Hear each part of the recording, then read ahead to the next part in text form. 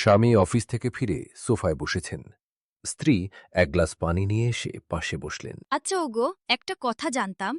ইসলামে তো প্রতিটি সম্পর্কের একটা আলাদা মর্যাদা আছে, কিন্তু জীবনসঙ্গী হিসেবে স্বামীর মর্যাদা ঠিক কতটা? মাশাআল্লাহ, খুব সুন্দর প্রশ্ন করেছ। নবীজি সাল্লাল্লাহু আলাইহি ইসলাম এর বিভিন্ন হাদিস থেকে আমরা এটা বুঝতে পারি। যেন রাসূলুল্লাহ সাল্লাল্লাহু আলাইহি সাল্লাম বলেছেন, যদি আল্লাহ ছাড়া অন্য কাউকে সেজদা করার অনুমতি থাকত, তবে তিনি স্ত্রীকে আদেশ দিতেন তার স্বামীকে সেজদা করতে। এটা কেবল সম্মানের গভীরতা বোঝাতে বলা হয়েছে। সুবহানাল্লাহ, তার মানে স্বামীর অধিকার অনেক বড়। ঠিক তাই। এমনকি নফল ইবাদতের ক্ষেত্রেও ইসলামে নিয়ম আছে।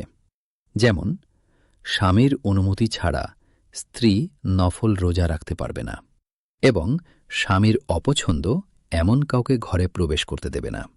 কারণ ঘর হল শান্তির জায়গা, আর সেই শান্তির চাবিকাঠি হল পারস্পরিক বোঝাপড়া। আমি একটা হাদিসে পড়েছিলাম, স্বামী কষ্ট পেলে জান্নাতের হুরুরাও নাকি কষ্ট পায়। হ্যাঁ, ঠিক ধরেছ।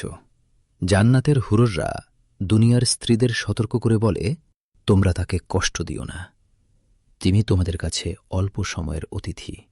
এমনকি যে স্ত্রী স্বামীর সামর্থ্য থাকার পরও তার প্রতি অকৃতজ্ঞ হয়, কিয়ামতের দিন আল্লাহ তার দিকে রহমতের দৃষ্টিতে তাকাবেন না। সত্যি, আমাদের অজান্তেই হয়তো অনেক সময় অবহেলা হয়ে যায়, অথচ স্বামীর মৃত্যুতে শোক পালনের সময়টাও অন্যদের চেয়ে বেশি রাখা হয়েছে তার প্রতি বিশেষ সম্মানের কারণে। আসলে দাম্পত্য হল একটা ইবাদত।